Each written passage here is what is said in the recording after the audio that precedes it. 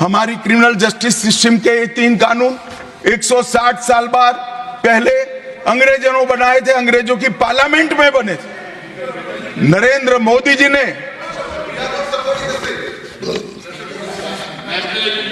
माननीय नरेंद्र मोदी जी ने बीएनएसएस और बीएसए के माध्यम से हमारी संपूर्ण न्यायिक आपराधिक न्याय प्रणालिका को भारतीयकरण करने का काम नरेंद्र मोदी जी, और वो कानून जो अंग्रेजों को राज टिकाने के लिए बने थे, वो कानून को समाप्त कर हमारे संविधान ने हमारे नागरिकों को जो अधिकार दिए हैं, समय पर न्याय मिलना चाहिए, इसका करने का काम नरेंद्र मोदी जी ने किया। इस देश को गुलामी की मानसिकता से आजाद करने का काम कई सालों के बाद अगर किसी ने किया तो हमारे नेता नरेंद्र मोदी ने किया।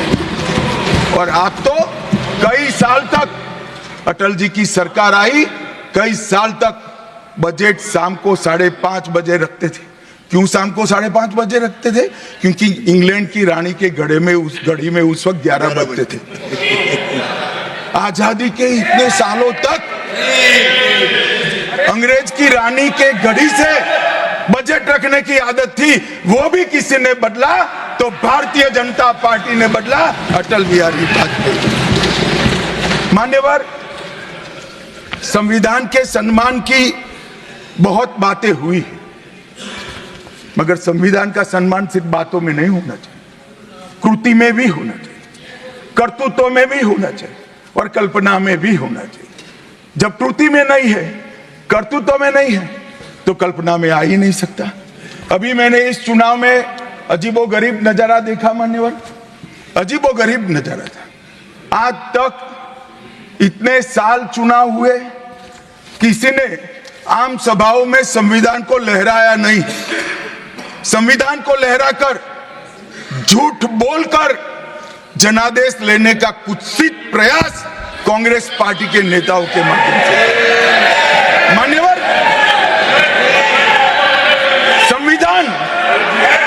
संविधान लहराने का मुद्दा नहीं है, संविधान बहकाने का मुद्दा नहीं है, संविधान विश्वास है, संविधान श्रद्धा है, संविधान को सम्मान करने का।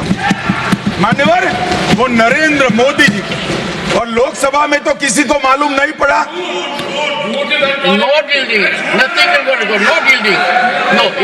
मान्यवर, लोकसभा में तो किसी को मालूम नहीं पड़ा, लोकसभा में तो किसी को मालूम नहीं पड़ा। जागरूकता थी। महाराष्ट्र में भी लहराने के अलावे बांटने गए तो एक पत्रकार के हाथ में भी आ गया, खोला तो मान्यवर पूरा कोरा था, अंदर कुछ लिखा ही नहीं था, प्रीएम्बल भी नहीं था। मान्यवर, इतना बड़ा छल। आपकी बात नहीं कर रहा मैं, ये तो पकड़े जाने के बाद तो सब लोग सुधर जाते हैं।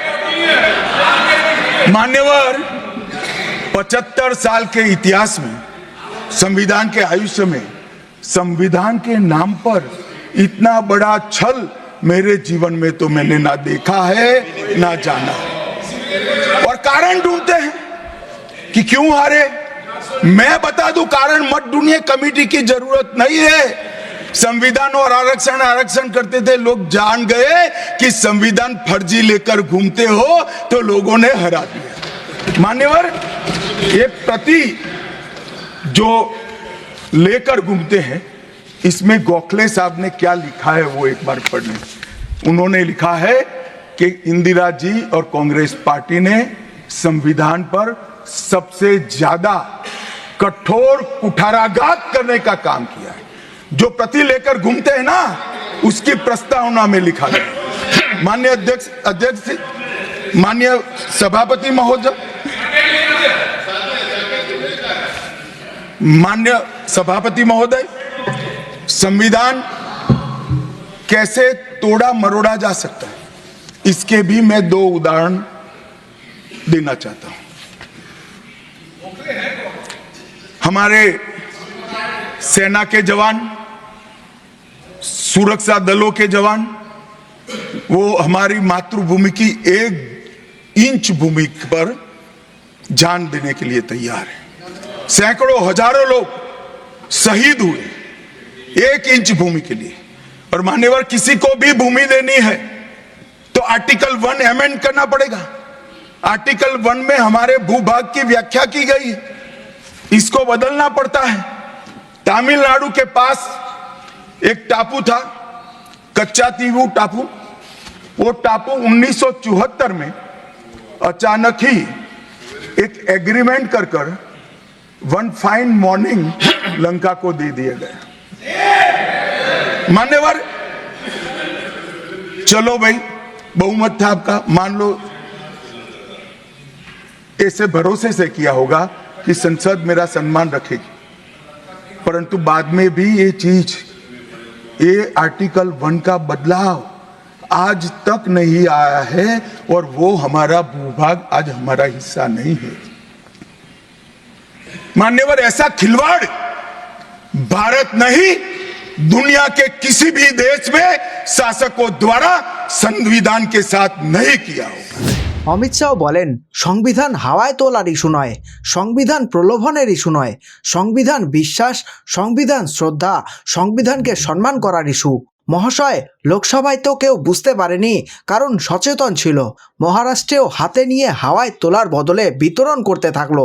তখন সেই সংবিধানের কপি একজন সাংবাদিক হাতেও পেল, খুলে দেখলো পুরোটাই তো ফাঁকা ছিল, ভেতরে কিছু লেখাই ছিল না, প্রিয়াম্বলও ছিল না। এত বড় প্রতারণা। অমিত শাহ কংগ্রেসকে বলছে, আপনাদের কথা বলছি না, একে তো ধরা পড়লে সবাই শুধরে যায়। এরপর অমিত শাহ বলে, ৭৫ বছরের ইতিহাসে সংবিধানের নামে এত বড় প্রতারণা আমার জীবনে না তো আমি দেখেছি না জানতে পেরেছি। সংসদে অমিত শাহ বলেন, এরা হাতে যেই প্রতীক নিয়ে ঘোরেন এর ওপর গোখলে সাহেব লিখেছেন যে ইন্দিরা গান্ধী আর কংগ্রেস পার্টি সংবিধানের ওপর সবচেয়ে বেশি আক্রমণ করেছে। সংবিধানকে কিভাবে ভাঙা যায় এটারও আমি দুটো উদাহরণ দিচ্ছি। আমাদের সৈনিকদের জওয়ান, নিরাপত্তা বাহিনীর জওয়ান, তারা আমাদের মাতৃভূমির 1 ইঞ্চি ভূমির জন্য জীবন দেওয়ার জন্য তৈরি থাকে। আর কাউকে যদি ভূমি দিতে হয় তাহলে আর্টিকেল 1 দেখা উচিত। আর্টিকেল 1-এ আমাদের ভূভাগের সম্পর্কে বর্ণনা করা আছে, এটি বদলাতে হয়। তামিলনাড়ুর কাছে একটি দ্বীপ ছিল, কাচ্চা তিবু দ্বীপ।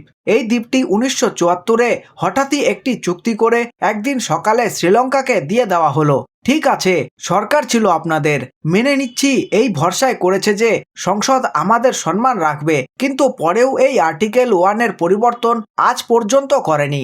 আর সেই দ্বীপটি আজকে আমাদের দ্বীপ নেই। মহাশয়, এমন বিশৃঙ্খলা ভারত কেন? দুনিয়ার কোনো দেশেও প্রশাসন সংবিধানের সাথে এরকম করেনি।